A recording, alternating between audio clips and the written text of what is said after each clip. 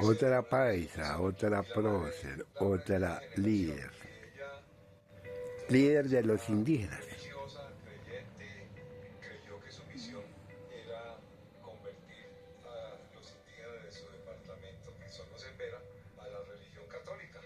El hecho de que la madre tuviera ese valor de cambiar el rol de la mujer, el rol que vivían las mujeres en ese tiempo, que si estaban en casa dependían siempre de los hermanos, del padre.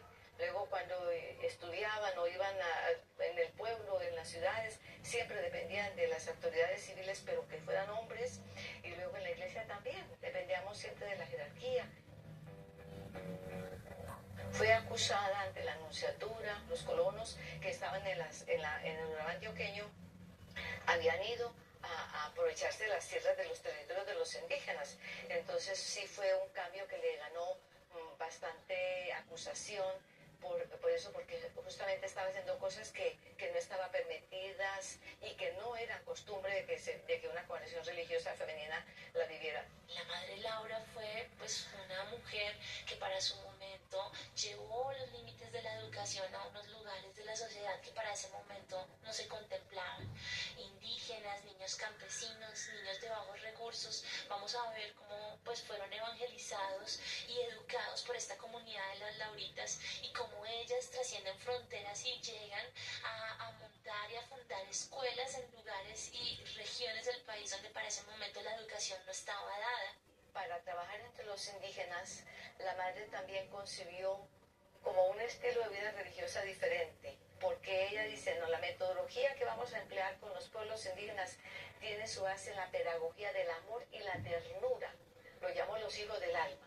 Y esa metodología implicaba una inserción que no se tenía en la vida consagrada. Los indígenas no nos van a buscar, nosotros vamos a buscarlos a ellos. La madre Laura fundó su congregación de las misioneras de Santa Catalina de Siena, como es el nombre de la congregación de las llamadas Lauritas.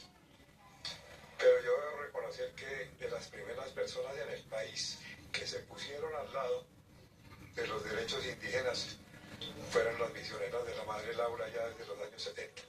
O sea, la madre Laura vivió una época y el país le ha reconocido sus esfuerzos, su dedicación dentro de su propia creencia, que era lo que se estilaba en esa época, pero sus sucesoras hicieron justicia y desde entonces han acompañado a los indígenas en sus luchas sin dogmatismo y sin quererles extirpar sus costumbres y sin seguir llamando a sus cosmologías y a sus prácticas rituales demoníacas. Pero luego, una vez que empezó a convivir con ellos y que se dio cuenta la problemática, que no había futuro para ellos, porque estaban siendo despojados de sus territorios, estaban siendo explotados con las cositas que traían a vender.